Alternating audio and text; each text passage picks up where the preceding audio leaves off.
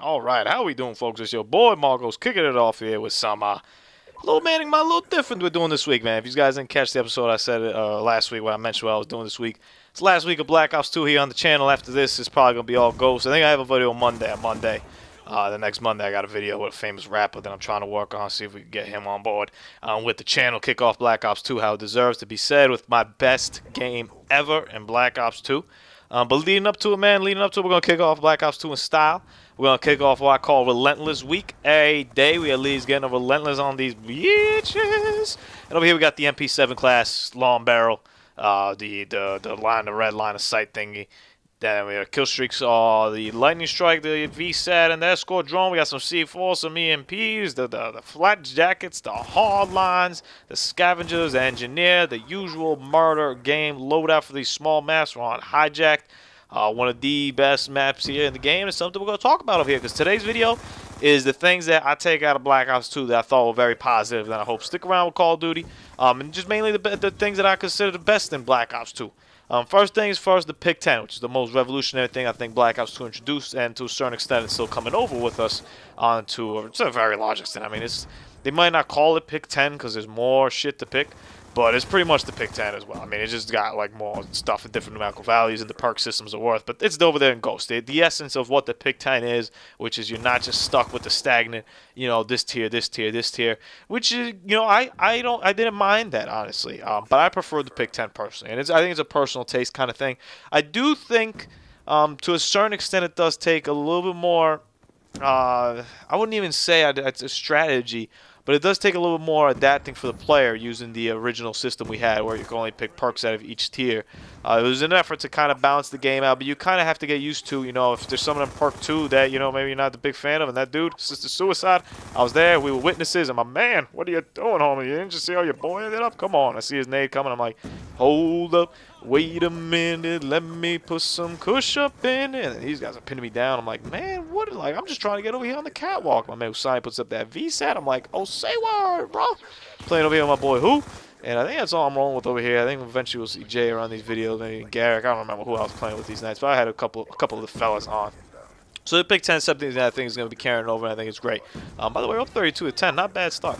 The score system, being able to, and they kind of did a little bit of this in Modern Warfare 3, but I think now that they changed it all to scores, I think that was very good. And that was something beneficial to my game, how I play. Like the EMP grenade, I wouldn't use it if it weren't for the score system. I don't really use the EMP grenade per se to just EMP the enemy. To me, it's a point getter. It's all about getting them points. Now, do I think some of this should be balanced? Sure. I think getting, 50 an assist and 50 a kill, for example, in Kill Confirm, even though I do understand the logic behind it, I don't think it's necessarily the best mathematics over there. And we'll see how the math breaks down in Ghost. And now they're down to one person. I'm like, hold up. Everybody left? Like, what the? Like, come on, man. I thought we were having a ball here. I thought we were having a jolly old time. Me, you, mainly me killing you. Cabrón. So the score system's something I think is coming back over there. I'm not sure exactly how much points things are. We'll see when it comes along in the game, and how that do it. Maybe it goes back more to a Modern Warfare 3, where it's just, one kill and whatnot. I haven't really looked too much into Ghost at all. And that was a pretty good C4 toss right there for the Lamborghini Merciless. I haven't really looked too much into Ghost. I talked about it a couple videos ago, where if I know I'm getting the game, I'm going to get it. I don't really care what the review is. I don't really care what they're talking about. For example, Batman. Got Batman. I've been playing Batman. Batman's awesome. It's a good game. It's really fun. They got like a 7.8 because they said it wasn't innovative or whatever from IGN. Whatever, bro. Like,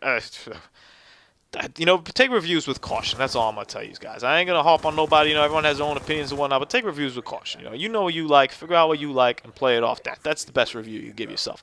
Variety of weapons. I really thought Black Ops 2 was at least the first time for me that I felt confident in using other weapons. I did shotgun in previous games. I did snipe in previous games, but never to the extent that I did in Black Ops 2, There's multiple games you could pull up over here with me and Mr. Remy just doing people dirty all done day. There's not many games of me doing people dirty with the spas at Black Ops 1, for example. There's not that many games. It's just, it wasn't my style. I didn't feel it efficient enough. I didn't feel warranted enough. I could do a lot better with an ACR, for example, than I could have done with the, I don't even remember, with the Striker, even though I did use a Striker a little bit in Modern Warfare 3, to give you that example. This was the first game that I thought there was a large variety of weapons, and I think part of it was also changing, the rates of fire on guns. That you're able to have the single fire, you're able to have the 3 bursts and whatnot, you're able to switch it up.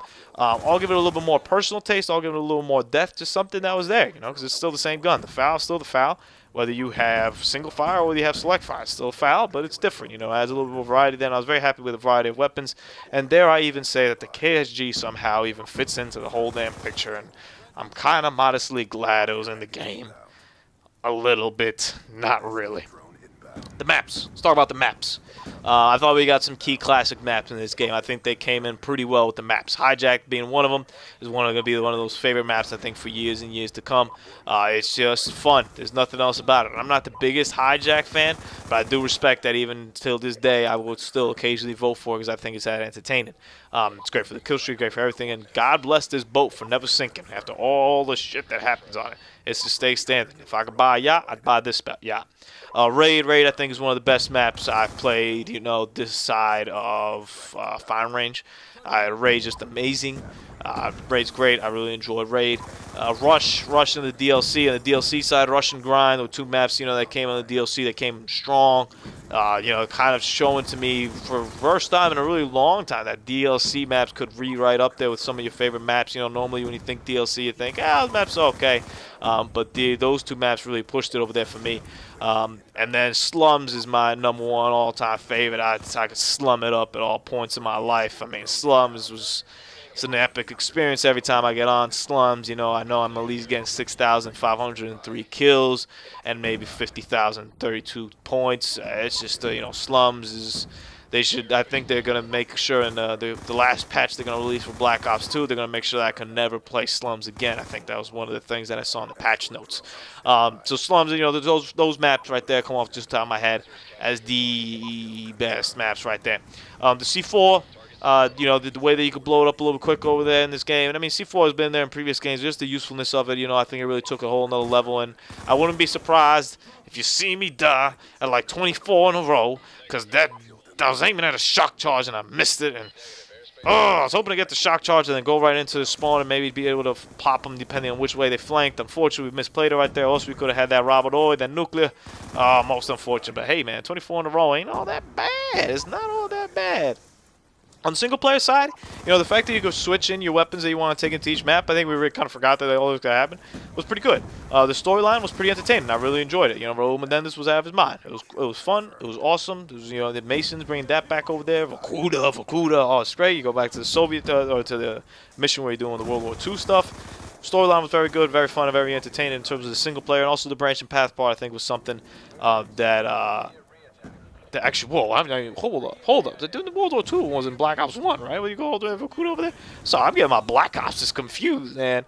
Raul Menendez, all that good stuff. But the branch and path part was pretty cool over there where you could pick, what you want to do and whatnot. Yeah, the Black Ops, oh, man. I'm just getting my Black Ops is all confused there. Ay, Dios mío. And this one's over right here. But that was the good aspects I thought about Call of Duty in terms of Black Ops 2. I'd love to hear what you guys thought you're going to take from this game, you're going to remember from this game. I remember that 56-6 I just dropped right now, I can tell you that. Yeah, so let's talk about that. What do you think of the pros that came out over there? Make sure you drop them down in the comments below. I'd love to see what you guys think about it and what tomorrow we're going to talk about the things we don't like. Because there's some things we don't like. There's always some things we don't like. Hope you guys have a great Monday.